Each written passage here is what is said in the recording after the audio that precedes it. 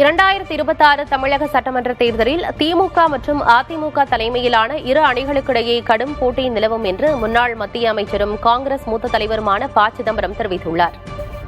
தி ஹிந்து ஆங்கில நாளிதழுக்கு அளித்த நேர்காணலில் 2024 மக்களவைத் தேர்தல் முடிவு ஒரு தரப்புக்கு சாதகமாக இருந்ததாகவும் இப்போது அப்படி இருக்காது என்றும் கூறினார். இந்த தேர்தலில் வெற்றி பெற பாஜக அனைத்து தந்திரங்களையும் கையாளும் என்றாலும் இறுதியில் திமுகவை மீண்டும் ஆட்சியமைக்கும் என்று ப. சிதம்பரம் நம்பிக்கை தெரிவித்தார். புதுச்சேரியில் தேர்தல் களம் சூடுபிடித்துள்ள நிலையில் தங்களுக்கு வெற்றி வாய்ப்பு பிரகாசமாக உள்ளதாக முதல்வர் ரங்கசாமி நம்பிக்கை தெரிவித்துள்ளார். பொள்ளாச்சி அருகே வேட்டைக்காரன் புதூரில் உள்ள அழுக்கு சித்தர் ஜீவசமாதிக்கு சென்று புதுச்சேரி முதல்வர் ரங்கசாமி அங்கு சிவபுராணம் பாடி வழிபட்டார். அப்போது என்ஆர் காங்கிரஸ் வேட்பாளர் பட்டியலை சித்தரின் பாதத்தில் வைத்து தீபாராதனை காட்டி ஆசி பெற்றார். செய்தியாளர்களிடம் பேசிய முதல்வர் ரங்கசாமி தேர்தலில் தங்கள் கூட்டணிக்கு வெற்றி உறுதி என தெரிவித்தார்.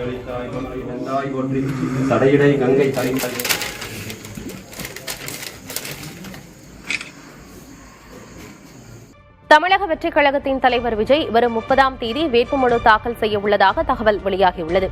சென்னை பெரம்பூர் தொகுதியில் விஜய் போட்டியிட உள்ளதாக கூறப்படுகிறது. வரும் 30ஆம் தேதி மதியம் 12 மணியளவில் வேட்புமனு தாக்கல் செய்ய திட்டமிட்டுள்ள விஜய் 2 மணியளவில் பெரம்பூரில் இருந்து தேர்தல் பரப்புரையை தொடங்க உள்ளதாக சொல்லப்படுகிறது. சட்டமன்ற தேர்தல் நெருங்கும் வேளையில் திமுக கூட்டணியில் தொகுதி பங்கீடு இழுபறியாக நீடித்து வருகிறது.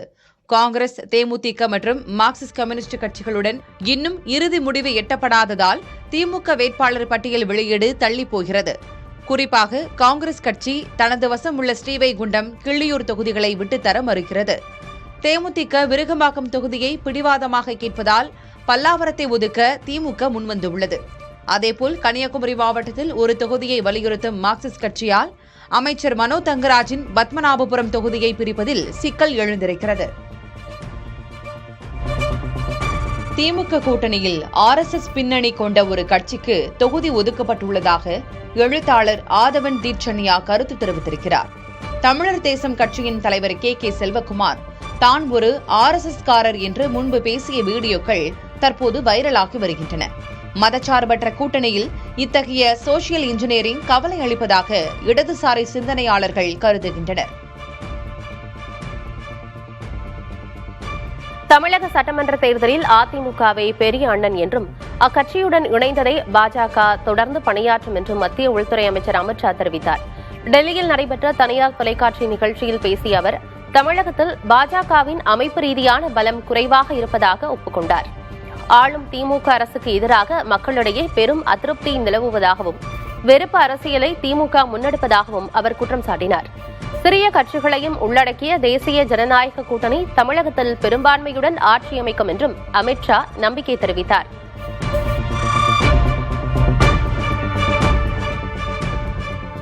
தமிழகத்தில் நடிகர் விஜயின் தமிழக வெற்றிக் கழகத்துடன் கூட்டணி அமைக்க பாஜக எந்த முயற்சியும் எடுக்கவில்லை என்று மத்திய உள்துறை அமைச்சர் அமித் ஷா தெளிவுபடுத்தியுள்ளார்.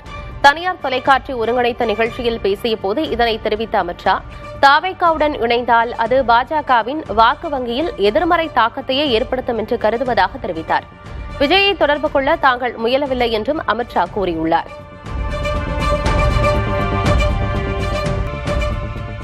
தேர்தல் பரப்புரைக்கு எப்படி அனுமதி பெற வேண்டும் என்பதை தாவேகாவினர் தெரிந்து கொள்ள வேண்டும் என்று அமைச்சர் மா. சுப்பிரமணியன் தெரிவித்துள்ளார். சென்னை சைதாப்பேட்டையில் செய்தியாளர்களை சந்தித்த அவரிடம் தாவேகா பரப்புரைக்கு அனுமதி மறுப்பதாக அரசு மீது விஜய் குற்றம் சாட்டியிருந்தது குறித்து கேள்வி எழுப்பப்பட்டது.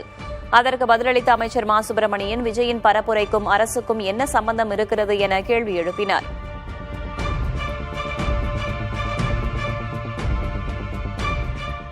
மீட்டிங்க்கு யார் அனுமதி தரணுங்கிறத முதல்ல தெரிஞ்சுக்கணும்.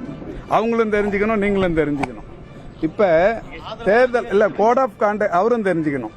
கோட் ஆஃப் கான்டக்ட் அப்ளிகபிள் ஆனதுக்கு அப்புறமா எந்த நிகழ்ச்சியா இருந்தாலும் ஒரு 48 மணி நேரத்துக்கு முன்னாடி ஸ்வேதாங்கிற ஒரு ஆப் கொடுத்துருக்காங்க அரசியல் கட்சிகளுக்கு.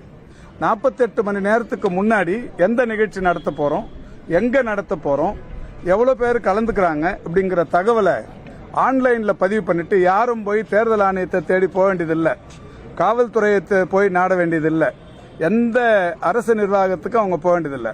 இந்த ஸ்வேதா அமைப்புல பதிவு பண்ணிட்டாங்கன்னா 48 மணி நேரத்தில் அவங்களுக்கு அனுமதி தானாவே கிடைச்சிரும். இப்படி இருக்கும்போது இதுக்கும் அரசுக்கும் என்ன சம்பந்தம் இருக்கு?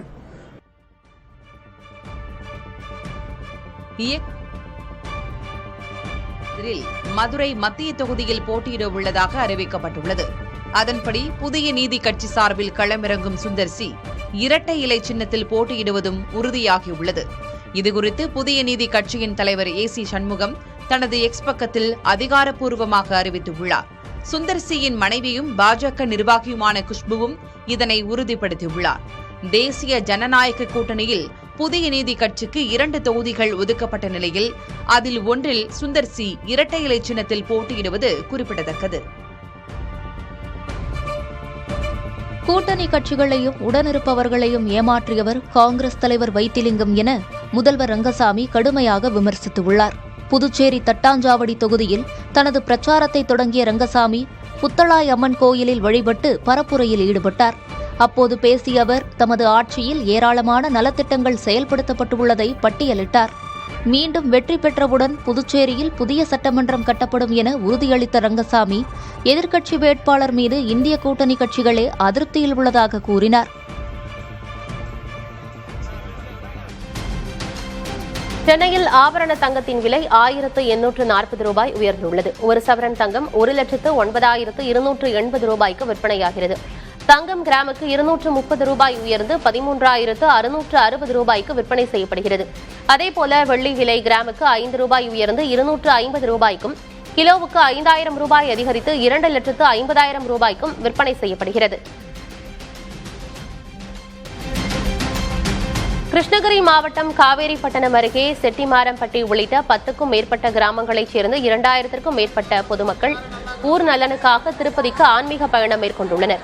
ஊரில் யாரும் இல்லாத சமயத்தில் திருட்டு போன்ற குற்றச்சம்பவங்கள் ஏற்படாமல் இருக்க ஊர் எல்லையில் தடியுடன் இருவரை பாதுகாப்புக்கு நிறுத்திவிட்டு சென்றுள்ளனர். மேலும் முன்னெச்சரிக்கையாக காவேரிப்பட்டணம் காவல் நிலையத்தில் தகவல் தெரிவிக்கப்பட்டுள்ளது. விக்கிரவாண்டி சமூக நல பாதுகாப்பு வட்டாட்சியர் வேல்முருகன் மீதான பண மோசடி வழக்கு தொடர்பாக அவரது இல்லத்தில் லஞ்ச ஒழிப்புத்துறையினர் சோதனை செய்தனர்.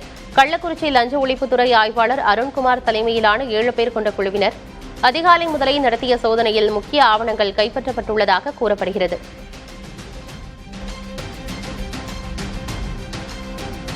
மதுரை மாவட்டம் மேலூர் அருகே விவசாயம் செழிக்க வேண்டி ஆயிரக்கணக்கான பொதுமக்கள் பங்கேற்ற மீன்பிடி திருவிழா உற்சாகமாக நடைபெற்றது. வெள்ளரிப்பட்டி கண்மாயில் நடைபெற்ற இந்த மீன்பிடி திருவிழாவிற்காக அதிகாலையிலேயே திரண்ட பொதுமக்கள் மீன்பிடி கருவிகளுடன் தயார் நிலையில் காத்திருந்தனர். கிராம பெரியவர்கள் அனுமதி அளித்ததை தொடர்ந்து கண்மாயில் இறங்கிய ஆயிரக்கணக்கானோர் போட்டி போட்டு மீன்களை பிடித்தனர். இதில் கட்லா, விரால், சிலேபி உள்ளிட்ட நாட்டு வகை மீன்கள் அதிக அளவில் கிடைத்தன.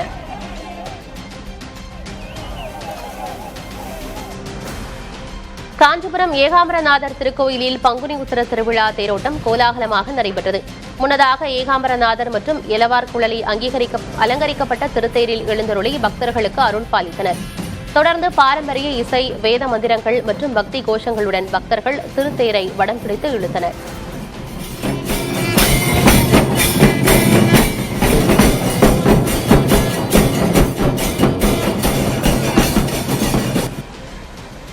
நாகை மாவட்டம் வேதாரண்யம் கடலோர பகுதியில் செயற்கை பொறிப்பகங்கள் மூலம் அடைக்காத்து வளர்க்கப்பட்ட 3000க்கும் மேற்பட்ட ஆலவரிட்லி ஆமை குஞ்சுகள் பாதுகாப்பாக கடலில் விடப்பட்டன.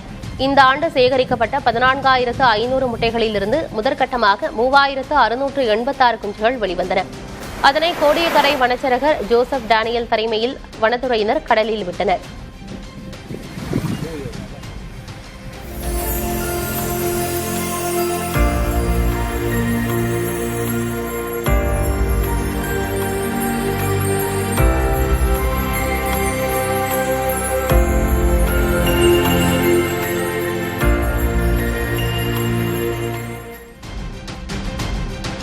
தமிழக சட்டமன்ற தேர்தல் வாக்குப்பதிவு நாளான வரும் ஏப்ரல் 23ஆம் தேதி பொது விடுமுறையாக அறிவிக்கப்பட்டுள்ளது.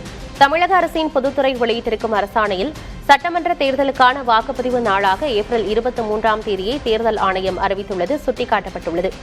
எனவே ஏப்ரல் 23ஆம் தேதி வியாழக்கிழமை பொது விடுமுறை நாளாக அறிவிக்கப்படுவதாக கூறப்பட்டுள்ளது.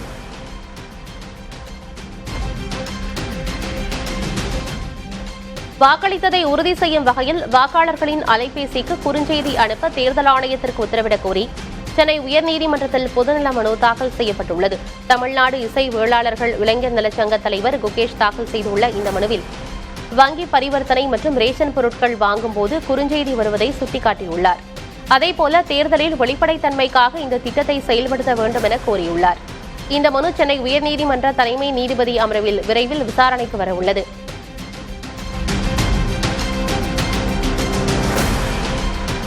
மகாவீர் ஜெயந்தியை முன்னிட்டு வரும் 31ஆம் தேதி மதுபான கடைகளுக்கு விடுமுறை அறிவிக்கப்பட்டுள்ளது. அதேபோல தேர்தலை முன்னிட்டு ஏப்ரல் 21, 22, 23 ஆகிய தேதிகளிலும் மே 1 மற்றும் மே 4 வாக்கு எண்ணிக்கையை முன்னிட்டு மதுபான கடைகளுக்கு விடுமுறை அறிவிக்கப்பட்டுள்ளது.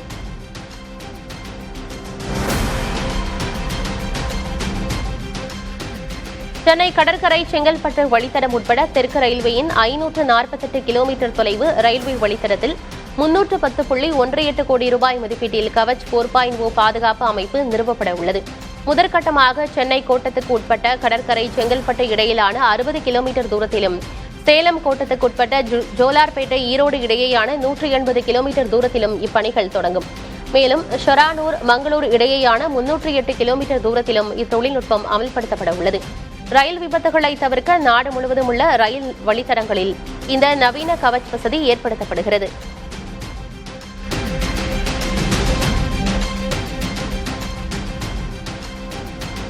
புதுக்கோட்டை மற்றும் தஞ்சாவூர் மாவட்டங்களின் எல்லையில் அமைந்துள்ள ஊரணிப்புரம் கிராமம் 3 சட்டமன்ற தொகுதிகள் மற்றும் 2 நாடாளுமன்ற தொகுதிகளை கொண்டிருந்தும் அடிப்படை வசதிகளின்றி புறக்கணிக்கப்படுவதாக அந்த பகுதி மக்கள் வேதனை தெரிவிக்கின்றனர். தொகுதிகளின் கடைக்கோடியில் இருப்பதால் மக்கள் பிரதிநிதிகள் தங்களை கண்டுகொள்வதில்லை என்று அவர்கள் குற்றம் சாட்டுகின்றனர். இந்த நிர்வாக சிக்கலுக்கு தீர்வாக ஊரணிப்புரத்தை ஒரே தொகுதியின் கீழ் கொண்டுவர வேண்டும் என்பதே அப்பகுதி மக்களின் கோரிக்கையாக உள்ளது. மெயின் ரோட்லேயே 4 துண்டா இருக்கு. இது பேராவூரணி தொகுதி வருது சார். அப்புறம் ஒரத்தநாடு தொகுதி, கந்தரோட்ட தொகுதி, 3 தொகுதி ஒரே இடத்துல ஒரே ஏரியாவிலே 1 கிலோமீட்டருக்குள்ளே இருக்கு சார். எல்லாமே சட்டமன்ற உறுப்பினர்கள் பூர்த்தி செய்யறாங்க. அவங்கவுங்க தொகுதியில் செய்யும் போது இது விடுபட்டு போயிடுது. ஏன்னா இது கடைசி பகுதியாக இருக்கிறதுனால விடுபட்டு போயிடுது. அவங்களாலையும் செய்ய முடியலை. ஏன்னு கேட்டால் 3 பேர் அவங்க செய்வாங்கன்னு அவங்க பாதி இருக்காங்க, இவங்க பாதி, 3 பேர் 3 டிவைடிங்கில் இருக்கிறதுனால யாரும் முழுசாக செய்யறதுக்கு ஈடுபாடு கொடுக்க முடியலை அவங்களால.